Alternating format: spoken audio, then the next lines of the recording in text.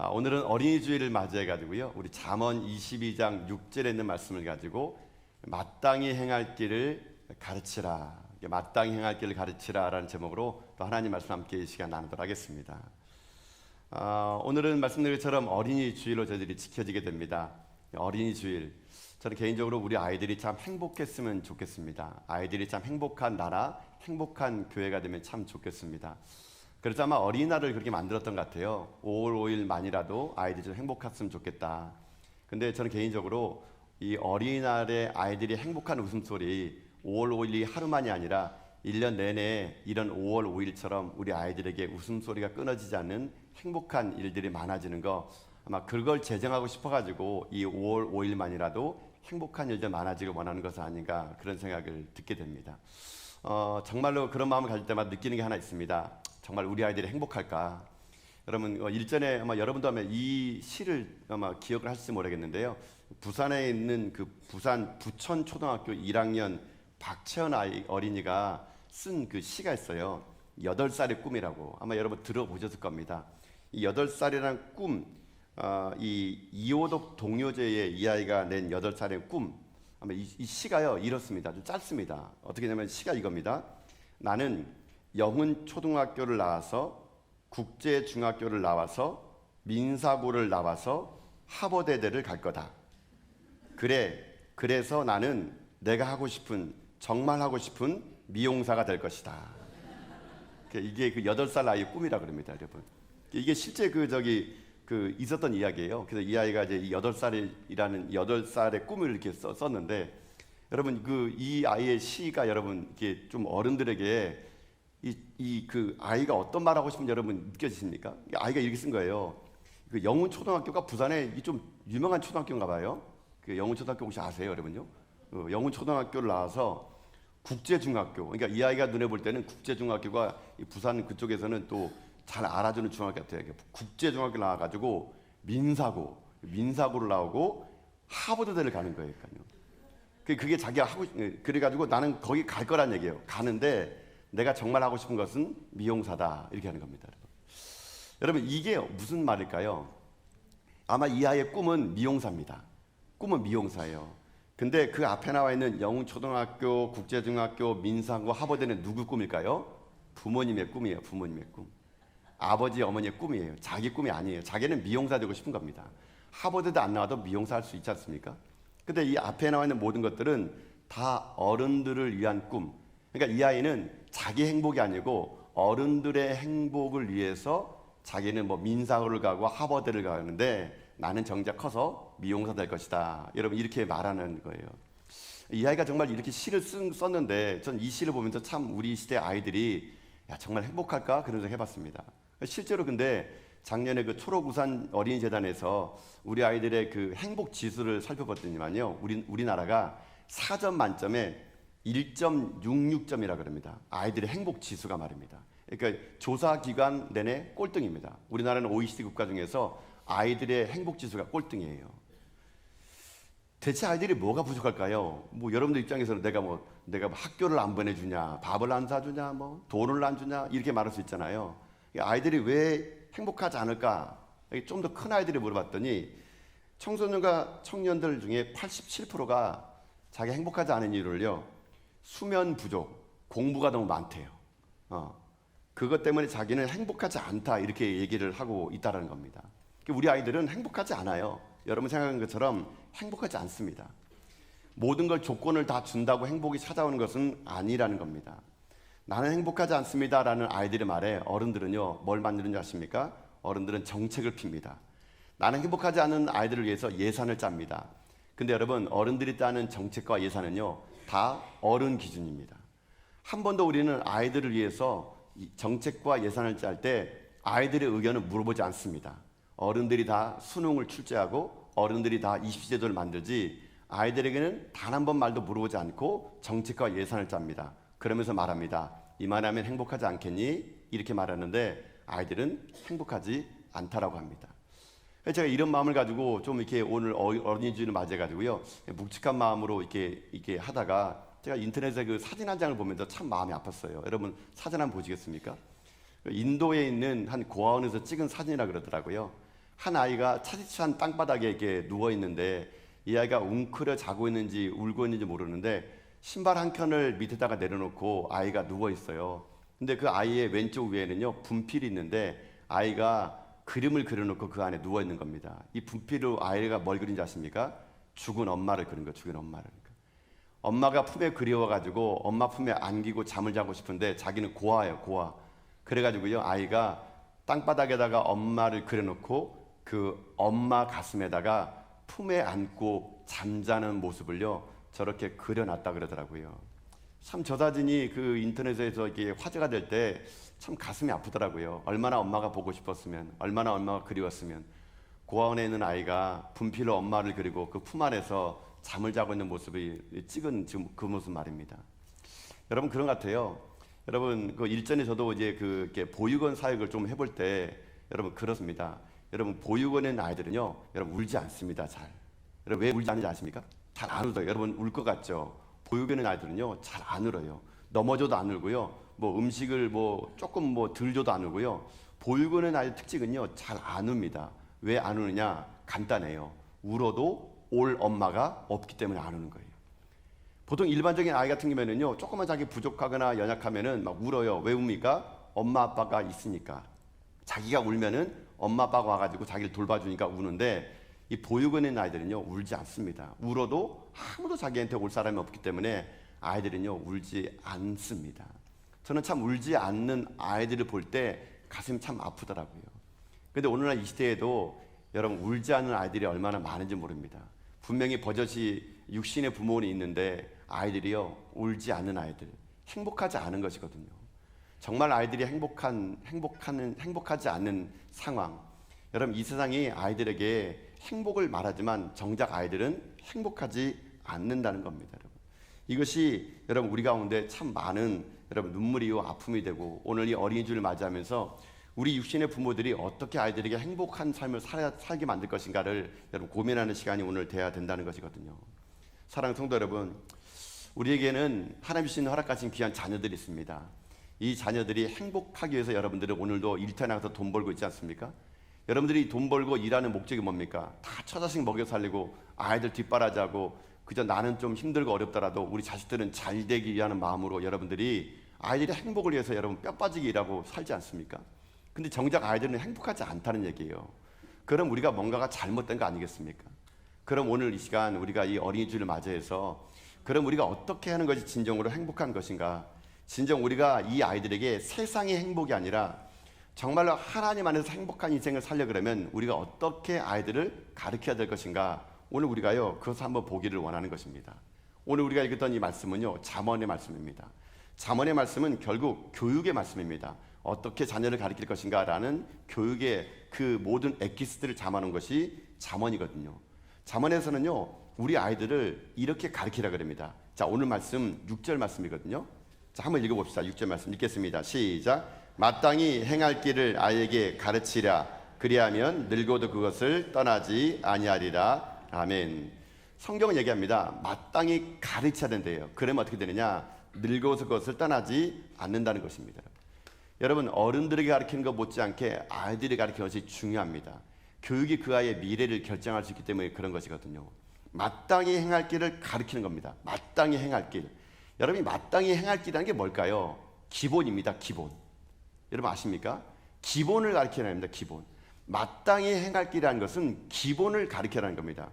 여러분 우리는요 아이들에게 기본을 안 가르치고 기교를 가르칩니다. 여러분요.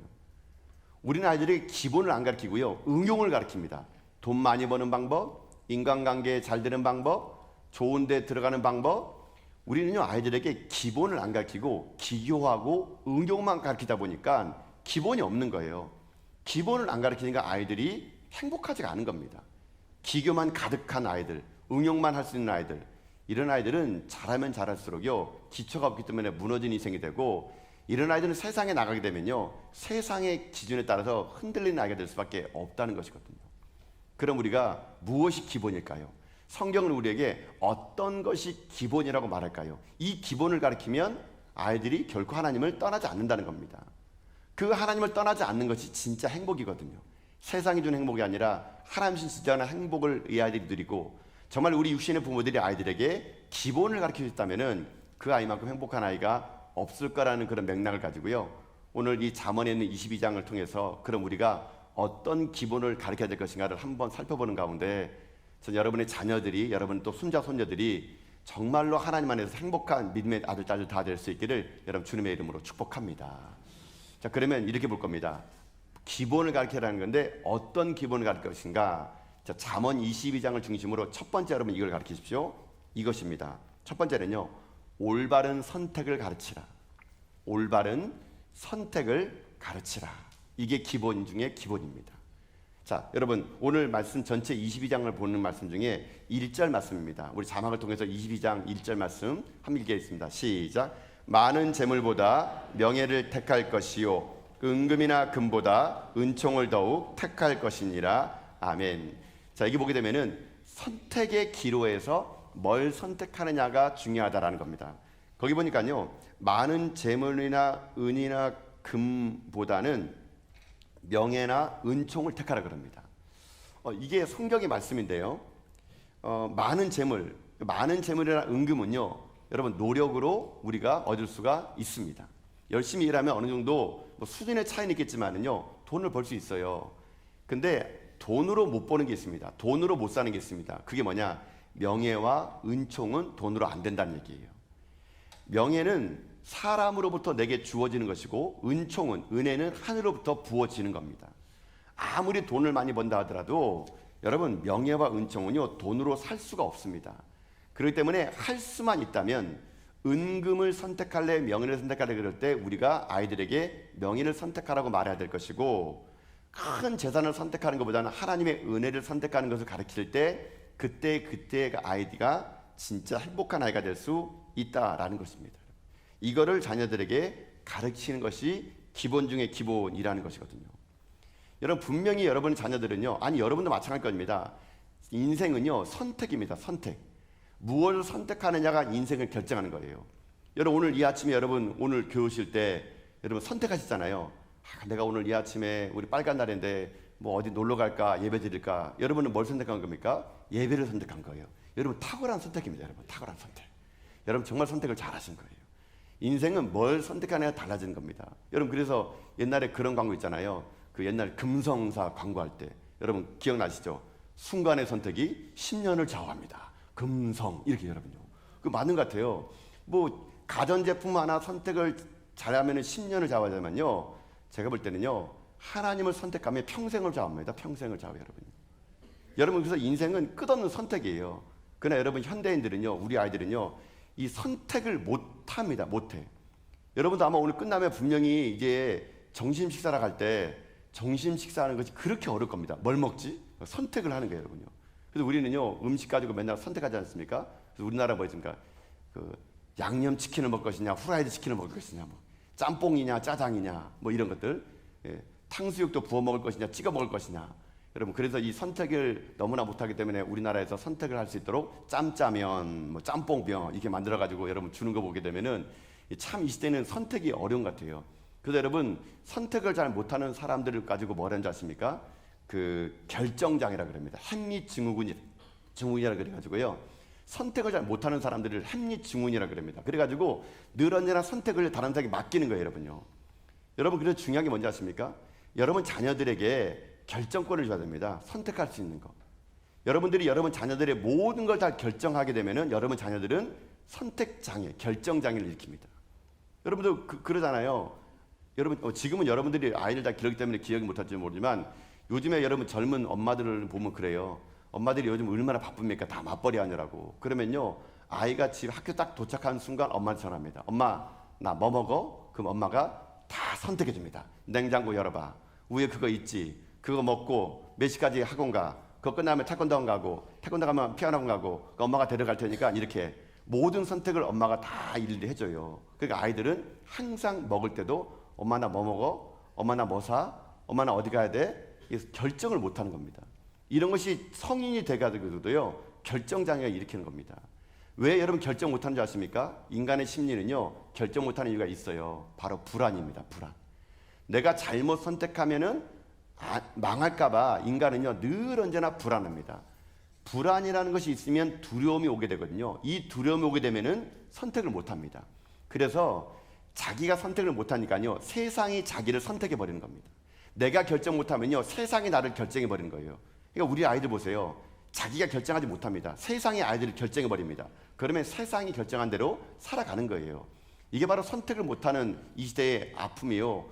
때로는 선택하지 못하는 그 아이들을 길러낸 육신의 부모의 잘못이 있을 수 있다는 얘기예요. 성경은 그래서요, 끊임없이 선택을 강요합니다. 여러분, 여호수아 보게 되면요, 여호수아가 110세가 되어서 죽을 그때에 모든 정복 정년을 끝냅니다. 그러나 여호수아가 그 다음 세대들에게 뭐라 말하냐면요, 이렇게 얘기합니다. 자, 여호수아 24장 15절 말씀 볼까요? 자, 한번 읽읍시다. 시작. 만일 여호와를 섬기는 것이 너희에게 좋지 않게 보이거든 너희 조상들이 강 저쪽에서 섬기던 신들이든지 또는 너희가 거주하는 땅에 있는 아모리 족속의 신들이든지 너희가 섬길 자를 오늘 택하라. 오직 나와 내 집은 여호와를 섬기겠노라 하니 아멘.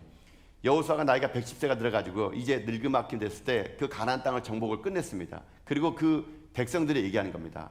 너희도 선택하라고. 지금 너희들이 이 땅에 있는 신들을 선택하든지 아니면 하나님을 선택하든지, 여호수아 얘기입니다. 그러나 나는 우리 집은 여호와만을 선택하겠다. 여러분, 여호수아의 이 질문이 오늘 우리들에게도 여러분 동일하게 들려야 됩니다. 여러분 지금 뭘 선택하고 있고 여러분의 자녀들에게 무엇을 선택하도록 지금 여러분 말씀하고 있는 것입니까?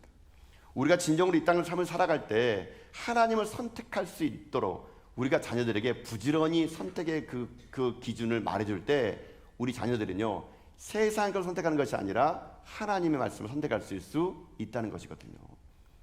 저는 아무쪼록 여러분의 인생이 먼저 하나님의 말씀을 선택하고 여러분이 그 선택의 기준을 가지고요, 여러분 자녀들에게 기본 중에 기본이 하나님을 선택하는 것이 맞다는 것을 가르치는 여러분 될 수 있기를 주님의 이름으로 축복합니다. 그렇기 때문에 여러분들 자녀들이 중고등부 갔다 그래가지고 중간고사라고 기말고사라고 여러분요 예배 빠먹으라고 말하면 안 돼요. 여러분요 지금 당장 열심히 고3이니까 공부하고 내년부터 대학 가면은 여러분 교회 나오라고. 여러분 그러면 여러분 자녀들이 무슨 생각하지 아십니까? 아, 여차하면은 교회 안 나가도 되는구나. 여차하면 중간고사는 교회를 안 나가도 되는구나. 여러분들이 여러분 자녀들에게 그걸 심어주는 겁니다. 그래놓고 여러분들이 왜 교회 안 나가? 왜 넌 신앙을 안 지켜? 이렇게 말한다는 것은 잘못 가르친 겁니다. 여러분요 우리가 아이들에게 선택을 분명히 하게 만들어야 됩니다. 아무리 중간고사라더라도 아무리 기말고사라더라도 예배 드려야 된다고, 예배 드리고 가라고, 하나님을 예배 드리라고.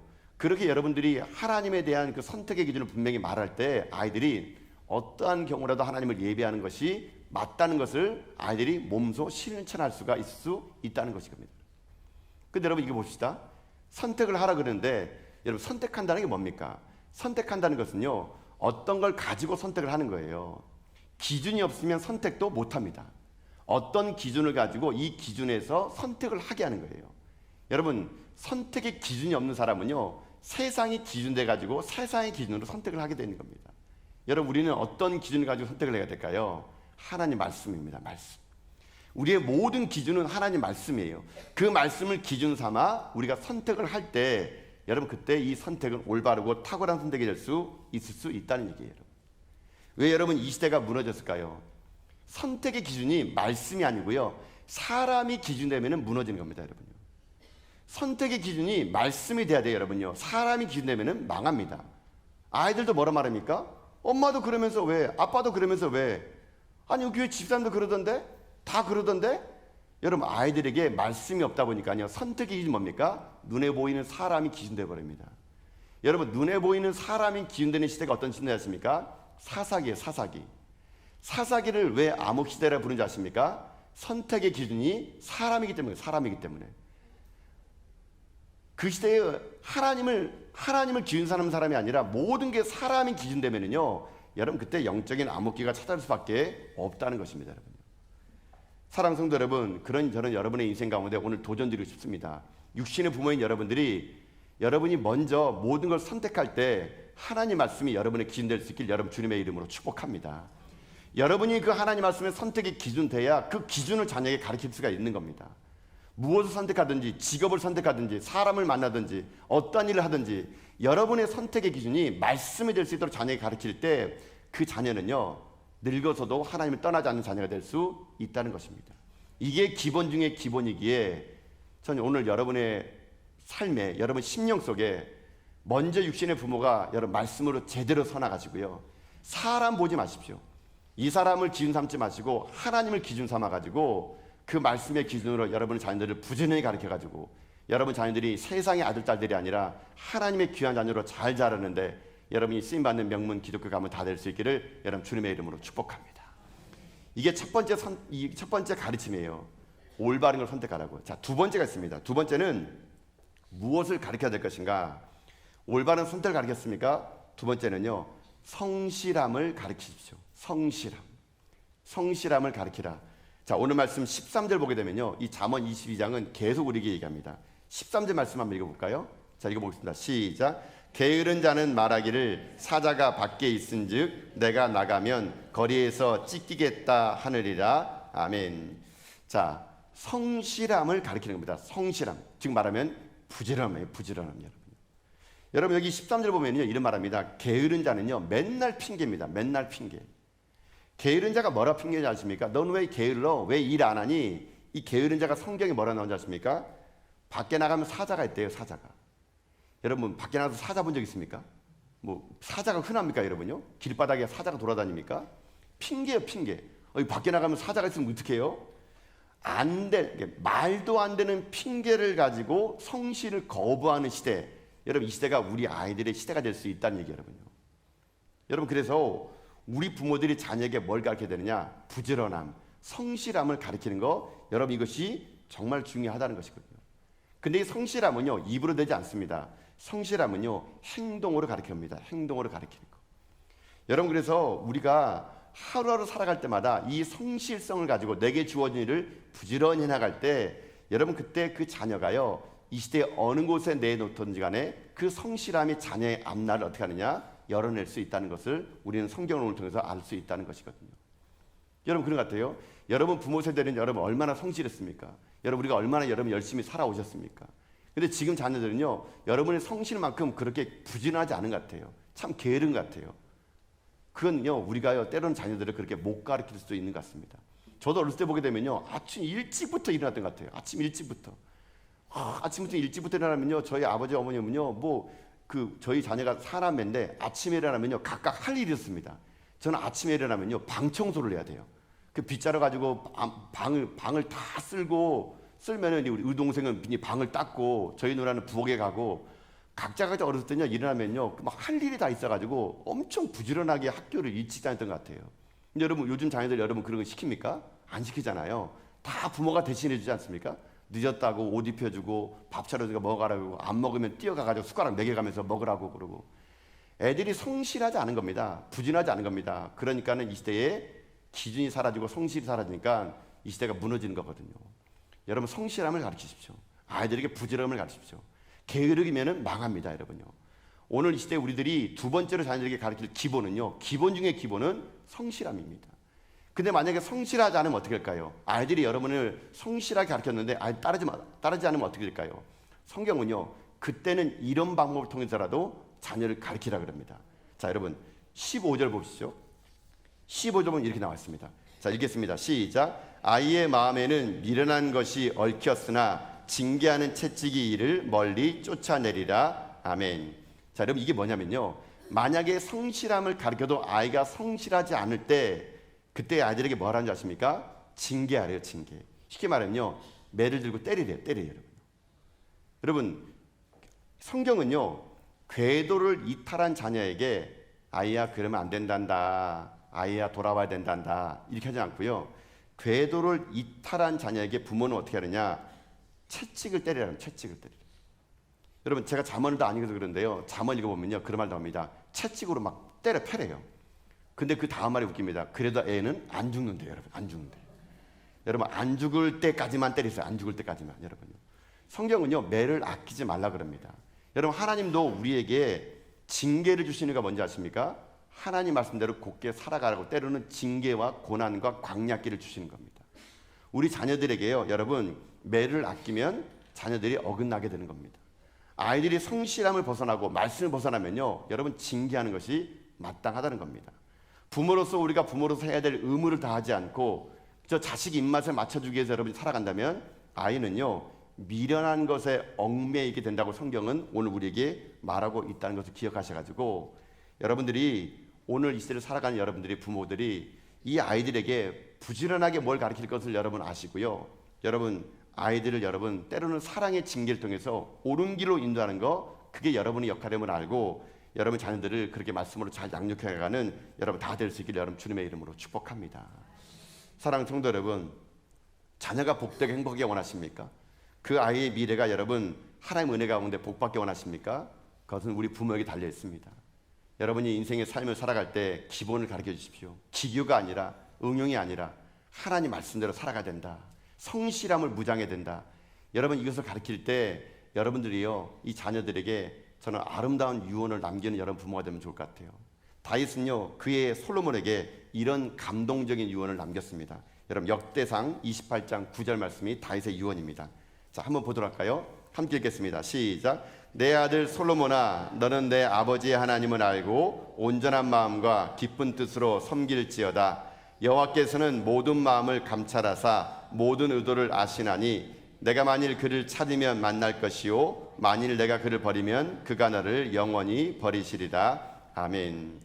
다윗은 늙음악기 죽을 때 자기 아들 솔로몬에게 정치는 이렇게 하는 거란다. 경제는 이렇게 하는 거란다. 전쟁은 이렇게 하는 건다. 이런 말 안 가르쳤습니다. 다윗은 죽을 때 솔로몬에게 얘기합니다. 너는 내 아비의 하나님을 알고 온전한 마음과 기쁜 뜻으로 섬길지어다. 다윗은요 자기를 알라고도 하지 않았습니다. 나 아버지 했던 거 잘 기억해라 그 말도 안 했습니다. 하나님을 알고 하나님을 온전한 마음과 기쁜 뜻으로 섬겨라.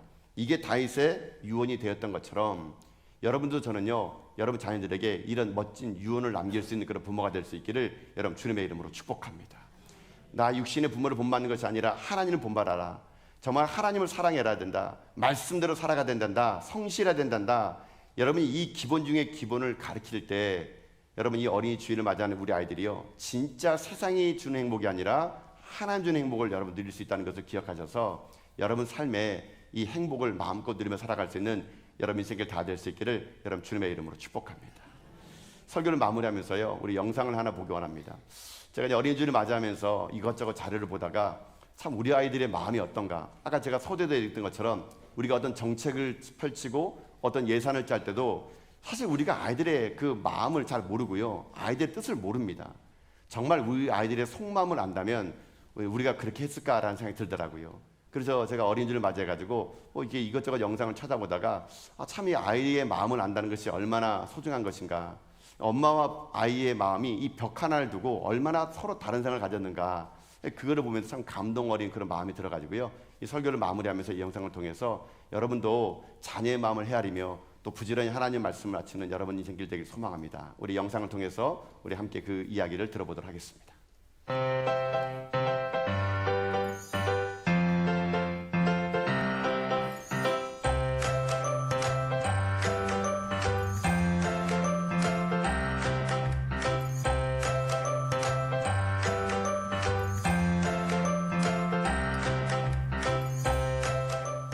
안녕. 안녕하세요. 인사 잘하네. 나는 그 서연이를 상담해줄 김영민 선생님이고 이쪽에 계신 분은 미국에서 지금 거짓말 탐지기 전문가 선생님이셔. 거짓말 탐지기 어떤 건지 알아? 기계로 거짓말하면 꼬집은데요. 오, 거짓말하면 꼬집은 것처럼 그냥 불이 막 나요. 그러니까 거짓말하면 안 돼, 알았지? 네. 설치해 주세요.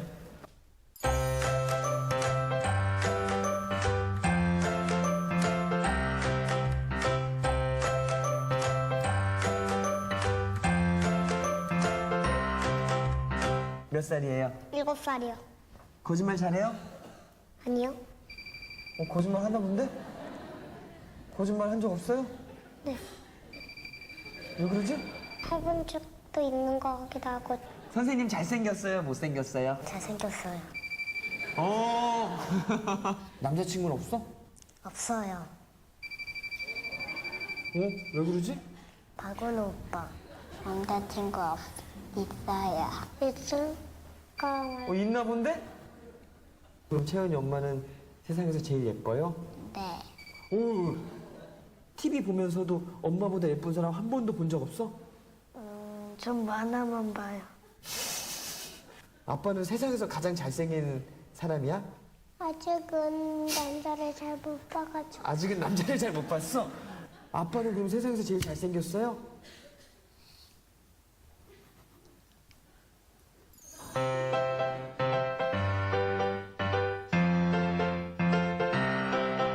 엄마 때문에 속상한 적 있어요?